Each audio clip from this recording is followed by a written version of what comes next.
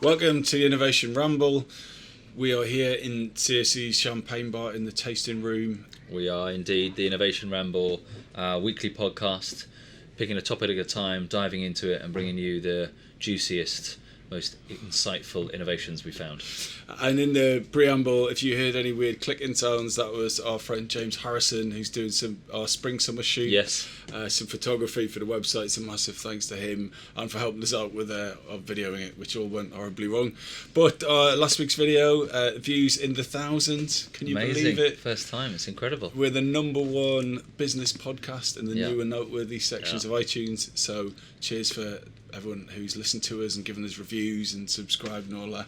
Yeah. So a lot of graft has gone into this show. Absolutely. But to be there is brilliant. And this week we are talking about addiction. We're talking about the innovation of addiction.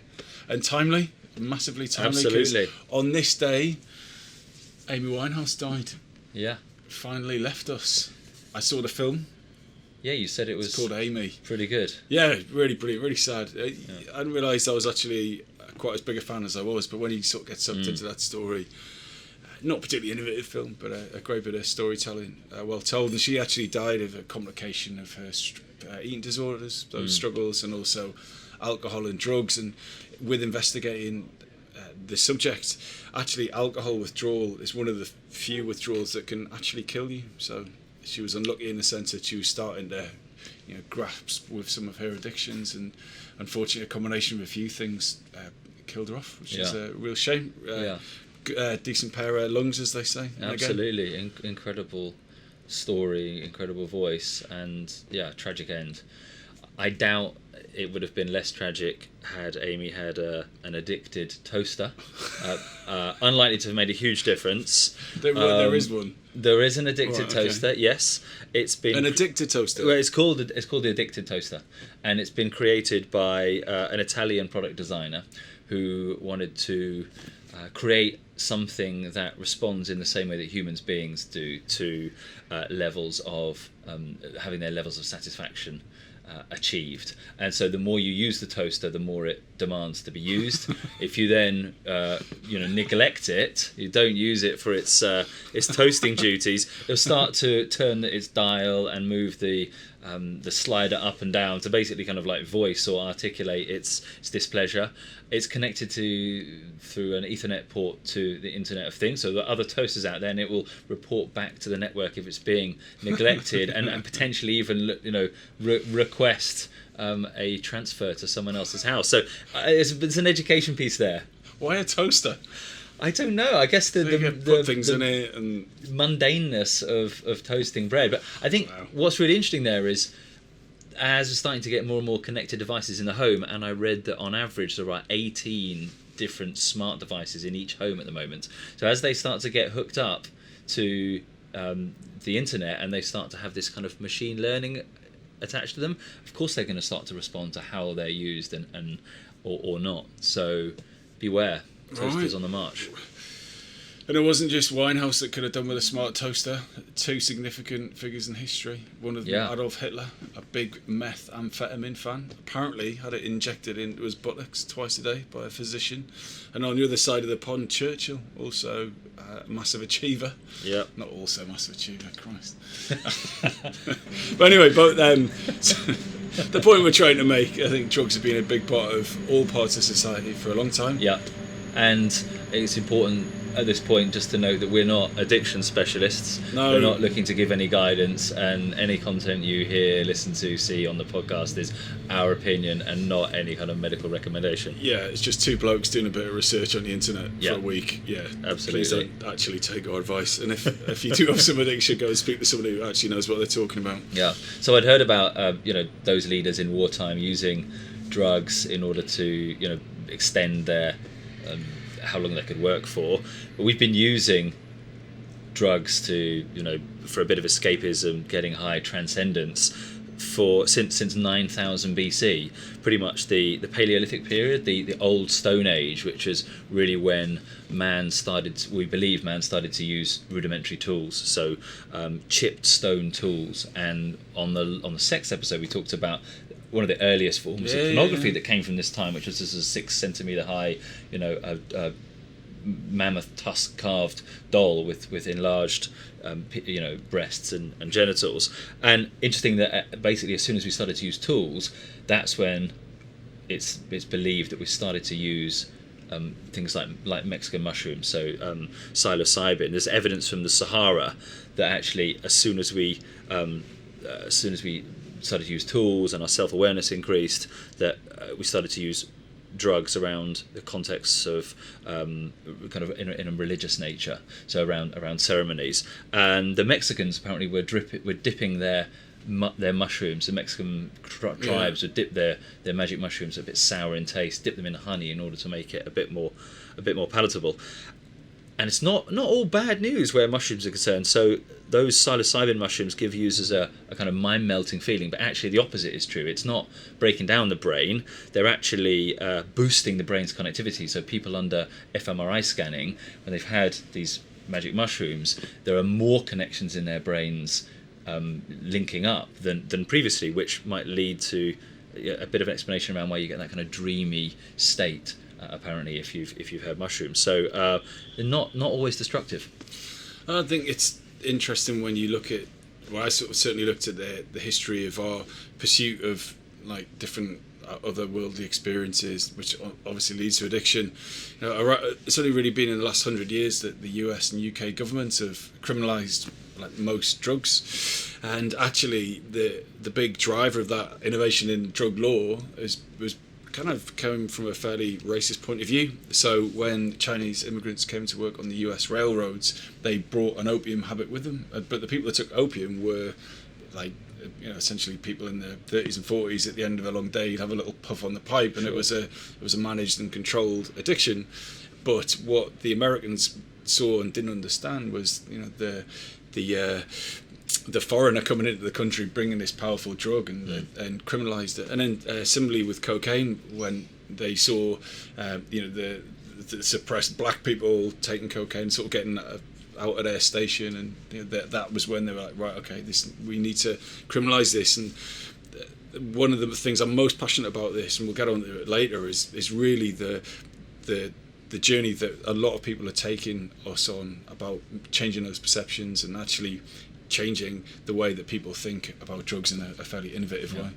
I think that perception is a really interesting discussion that's going on at the moment about what is addiction, what's the nature of addiction, before you even get into how can we prevent or cure it. And what is it? Is addiction a kind of momentary or regular lapse of indiscretion, a kind of failure of willpower in the face of the temptation of forbidden fruit? Is it a living disease that actually kind of attacks and disfigures our brains, or is it simply part of who we are as a species? We're a species that explores. We look at what's at the edge of the cave and we go out for it. It's one of the reasons, as we covered in the fear episode, that it's helped us get where we are. Our brains are changing rapidly, and we're seeking out new experiences all the time. So, there's one of the things that's come up over the last few episodes is the fact that we're genetically predisposed to certain levels of fear, and so we go seeking more fearful situations. Oh, that'll be the Eurostar leaving. That's the 8:55 to Lille. Apologies. Yeah, they've had enough, and they're off. So yeah, dopamine and oxytocin, two hormones massively involved in addiction, and we've seen that you have kind of individuals have preset levels, and they need a higher level of dopamine in order to achieve the same fix as others. So it's intrinsically linked to our evolution genetically. Prevailing thinking, and where my point of view is that it's more around a habit necessarily than a disease. That's how I feel, given the changing state of addiction. From us as a species, and Dr. Mark Lewis argues that the brain would be useless if it wasn't highly changeable, and that it isn't drugs that change the brain and make it more plastic, and that's backed up by a Kaiser family study that looked at M2 generation between 1999 and 2009, and just what the study picked up of these 8 to 18-year-olds were they were consuming more media, but almost in that 10-year period, the amount of media that they were consuming concurrently had almost doubled. So their brain was rewiring in order to take on board 2-3 different sources of data at the same time. So our brains are changing rapidly anyway, and it may just be that addiction is a perfectly natural aspect of us being human. Well, I've read around a lot on this, and I'm kind of on the fence really whether it's a addiction, disease or habit, but one view that I was really persuaded by was the fact that what we do is form bonds. Our brain rewards us with a big rush of hormones when we do something that's evolutionarily right for us. Yep. So if you have sex or exercise or eat a particularly healthy food, your brain gets that like huge rush and you feel happy, and that's nature rewarding you for doing good things. Now what drugs have done, or addictive drugs, is kind of hijack the whole process. So if you take cocaine or caffeine or nicotine, you get that big rush, that big hit, and therefore you start associating the visual triggers of those hits with that subject. So if you smell a cigarette, then you get that rush. And so there's a really interesting experiment that was done with rats, the poor rats. Yeah. Basically you had a rat in a cage and had 2 water bottles. One had heroin in it, one had just had water in it. And surprise, surprise, of all the rats in that scenario, they all got addicted to the heroin, overdosed and died. So the assumption is that heroin was bad for you, it was addictive, it should be outlawed. But a scientist came along and said, well, the problem with that rat is it's got nothing to do, it's just in a cage going bananas. So he created this kind of rat city with lots of other rats to have sex with, tunnels, colourful balls, stuff that, like wheels, and they build houses and stuff. And almost none of those rats got addicted to heroin. None of them overdosed, and none of them died, because they had a rich environment that allowed them to live happy lives. And that is really the strong argument about preventing addiction, is that really the reason that people get addicted is because they form bonds. They form bonds with sex or computer games or drugs or TV shows or whatever it is, because something is lacking elsewhere. So if you have a rat or a human that's got a positive, nurturing, connected, family, supportive environment, yes, there will be some of those people that will get addicted, but fundamentally the numbers will be absolutely tiny compared to if you put someone in a situation where there is violence or lack of opportunity or persecution. So my thing after researching this is it's about we form bonds with things that are bad for us in the absence of something else. It's a really interesting story, because it's society, even the rat culture that was created, that is setting the norm that not everybody is addicted to heroin, and so that becomes the outlier rather than the norm, unlike the rat who's on his own. And a really great observation was that in Vietnam, I think it was 40% of all American troops were addicted to heroin, because they were dealing with a huge lack of many things in that situation. But 95% of all troops that came home from Vietnam who were addicted to heroin didn't take it up when they got back, when they returned to their family, when they returned to support. Yeah, sure. Which and if drug addiction was a disease, one might argue that a lot higher percentage of those would have continued rather than a kind of environmental, ritual. So you're going to love this. This is some innovative ways of getting addicted, ways of getting high. I do not mean in any way to trivialise this, but it's still quite amusing. You say at 7 a.m. in a champagne bar That's a good on a school day. Quite. Have you heard of Purple Drank? Purple Drank, is that from the US? Yeah. So this is Justin Bieber's Poison the Choice. So this is Mountain Dew mixed with cough syrup. That's a good way to get messed up. Yeah. Choking. Like, kids are now choking each other within an inch of their life. Autoerotic asphyxiation, effectively. But not in a sexy way, just to choke them. Yeah. And then at the point at which they're just about to black out, they release it, and then they get a euphoric high. Really? Yeah. That's worrying. It's really worrying. But even worse than that, right? There's now kids are avoiding cigarettes, but starting on e-cigarettes. Can you believe it? This is ridiculous. But this is the one. I can't believe this is real. But allegedly, it is. This is called Jenkem, Right, and what this is this was done about 10 years ago in Zambia for the street kids, and what they would do is put like their poop and their wee in a jar, cover it with a balloon, let it ferment in the sun, and afterwards come back to it and inhale the fumes, and that would like get them off the heads. Now that isn't innovative. I mean, that's resourceful. That is very resourceful and low cost. Can you imagine? Well, you know, we've been doing it since the start of time, so I think, you know... Well, maybe not that exactly, but not yes. exactly like that, but we'll find a way, you know. So these lots of cultural and societal reasons for more addiction these days, and no surprise that, you know, internet addiction, mobile phone addiction are raging. And interesting to see how that's changing globally. So internet addiction is not yet recognised in the United States, although they did update their 2013 legislation to include internet gaming disorder. However, internet addiction is classified as an illness in China. That happened in 2008. And China, South Korea and Israel are places where kids are being sent through counselling, and they're going to boot camps in order to kick their internet addiction. Unsurprisingly, that there's, you know, a couple of countries in the Far East there where often they're ahead of the game from the West, so it's unsurprising that they're kind of, you know, leading, I guess, in that field. They're setting the trends. Pew Research Center has done a global study, and apparently 92% of teens are reporting going online daily, 24% going online almost constantly, and, you know, even 13 to 17-year-olds going online, you know, several times a day. So things are getting out of hand. I've got very, very small amounts of patience on this subject, because as I always say, and it's probably getting a bit repetitive now, but I think that innovation should be focused on people who really need it.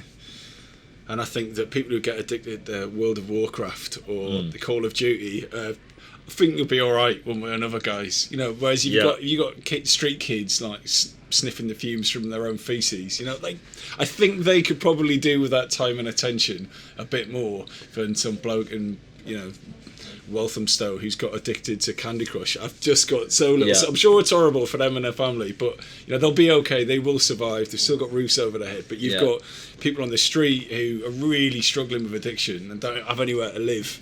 And I'm sorry, little Jimmy in Berkhamsted, he can, you know, cope with Sims 2 not working for a couple of weeks. Sounds like you're in the kind of same camp as Coca-Cola when they brought out their satirical dog cone that you would wear as a prevention to social media. Do you remember that kind of red cone? And then you couldn't actually look at your smartphone.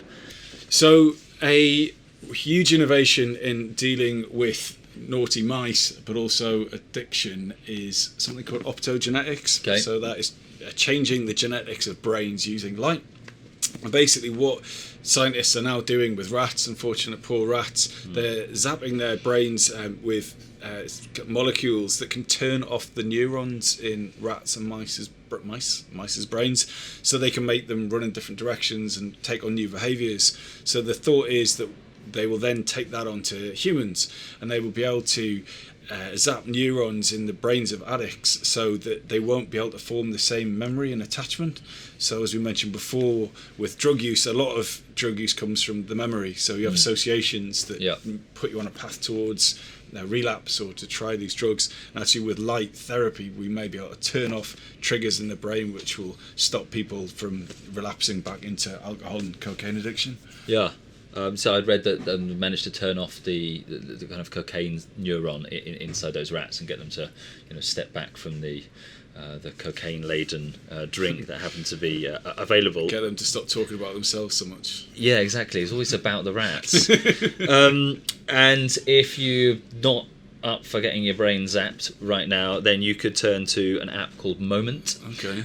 This is paradoxically a smartphone app that is intended to reduce your smartphone usage. A recent study shows that the average person spends 90 minutes a day on their smartphone, and this Moment app allows you to set limits. It monitors the amount of time that you're using to send, how many text messages you're sending, how long you're speaking on your phone, how long you're using instant messaging, and then setting limits so that you can actually block your own usage of your phone at certain times in an attempt to reduce reduce your usage. It's a bit like putting a bottle of whiskey on the table and saying, I'm only going to drink half of that, really, isn't it? And putting a lock around the top attached to your smartphone that you can't open. So a really smart one I saw, which isn't an app, it's called the Quitbit Lighter. Okay. And what the lighter does is every time you use it, it starts a timer. And so then you time you say, oh, I want to smoke every 6 hours, then your lighter will tell you when the last time it was used, and you can set yourself challenges and stuff. So that you can count down, can't you, and start to extend the time, effectively grow the time. Moving back up towards the rats, if you are looking for something a little bit more shocking, you could use Pav Lock. It's a wristband that delivers an electric shock when you fail to hit certain targets. So you can you can set targets, or you can set actions that will trigger an automatic release of electricity. And what do you set it for? Like, is it? So I guess around things like social media usage, I think it's got a kind of if this then that kind of back end, so you can set up various different levels. And so if I've been on Facebook for 4 hours, it will know and give me an electric shock in the wrist. I think it will set up automatically. You can also trigger it yourself, so you have to like push the button to give yourself an electric shock. Wow. I mean, they've got some case studies saying that it's helped people get over. Some guy had been smoking for 15 years. Apparently, he cured it in 5 days.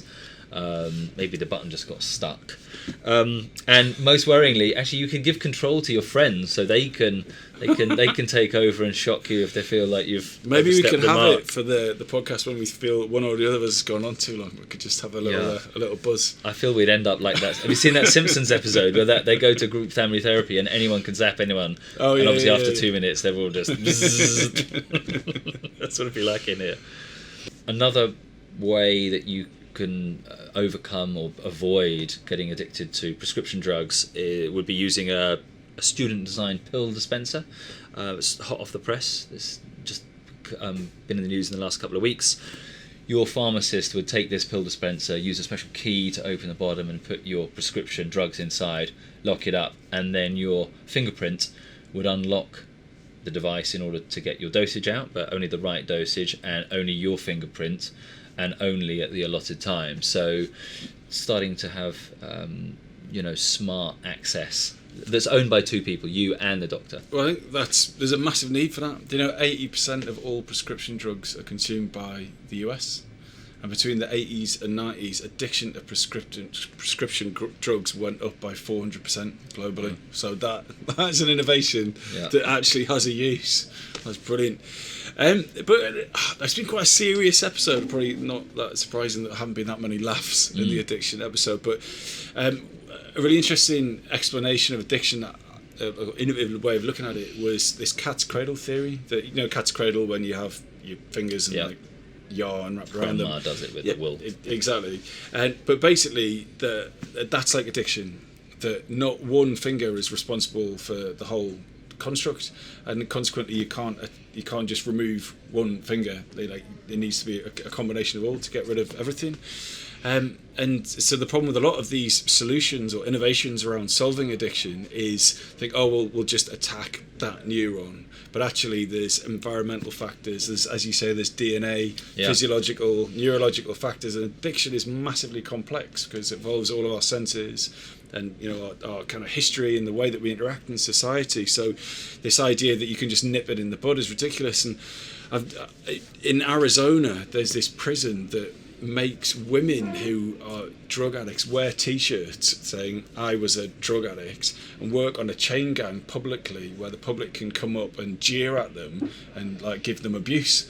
And that is meant to shame them into reoffending. But the reality is they have these sentences and criminal records that once they do return back to society, no legal economy will have them. So they're ended up forcing them to go into an illegal economy that really reinforces the behaviours that put them there in the first place. And I think that a deterrent isn't working. And I'm sure that if you think that decriminalisation is a bad idea, you want to look at Portugal. And this is fascinating. So 15 years ago, Portugal had one of the worst drug problems in Europe. So what they did was decriminalise all drugs, and all the money that they spent on drug enforcement preventing drugs being imported and spread around. They actually spent on reconnecting addicts with their family, giving them microloans to get back on their feet. And a really great thing where what they would do is with businesses, they would pay half of a reformed addict's wages for a year. So basically, relapses happen far less when people find employment, when people find connection, because ultimately that's we form bonds with drugs when we have a deficiency of something, connection with family, role in society, meaning and hope in life. So what Portugal have done is put that meaning, reconnect with people, giving people jobs, giving people a future, and the results are in. And for that 15 years it's been going on, drug use is down 50% in Portugal. Overdoses are just, the rate has collapsed. So this is a country that is actually decriminalised drugs and is really starting to see the benefit. What a great story. I mean, talk about commitment to prevention in terms of paying for half a salary. I mean, that's an amazing contribution. Looks like it paid off. Well, that's the thing about fundamentally drugs are a commodity, right? There's supply and demand, and if you remove the supply, then another supplier will come in. I mean, we work in marketing, we understand this, right? So, there's always going to be a massive demand for addictive drugs. Someone is always going to supply those things, and what governments can't do is prevent it getting into the country. They just can't. Like the force and the money behind getting it into the country is far greater than the people trying to stop it. It's just maths. And Ethan Nadelman in his TED Talk said this really interesting point about cigarettes, right? Cigarettes aren't good for you. It's uncontested. That's breaking news. Cigarettes are bad news, right? Yeah. They're legal, right? So what if you illegalised drugs? Would you cut down legalised smoking? Would you cut down the number of people who are addicted to cigarettes? Possibly, but think of the massive shit fight that would ensue, right? Because gangs and criminals would overtake cigarettes, and cigarettes would still get supplied. So I'm massively pro-legalisation. I think that's a really innovative way of looking at it, seeing with the evidence of Portugal having managed to turn it around. So that's my rant, my innovation rant for this week. Well, definitely is going to take some guts, but that's innovative thinking, isn't it? Trying something different. Just say no. Abstinence works. We know these things aren't successful. So just say no.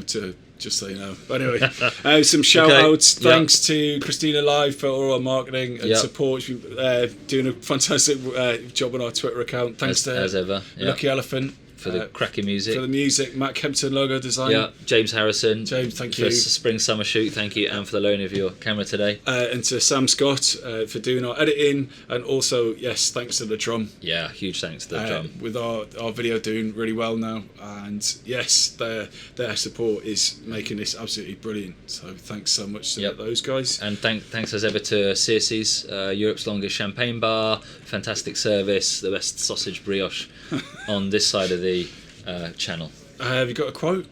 I do indeed. Come on, hit me. Yeah. I'm going to reference one of my favourite characters from stage and screen, Mae West, American actress, singer, sex symbol for 7 decades. Mae West said of addiction and experimentation, she said, "I'll try anything once, twice if I like it, 3 times to make sure." I like that. But I'm gonna bring it down. You should have finished. Damn. So a lot of this stuff that I've pretended is my thought is actually from a guy called Johan Hari. Please watch his TED Talk. It's so inspiring. And he says, "The opposite of addiction is not sobriety. The opposite of addiction is connection." Thank you very much. Leave it there. Cheers.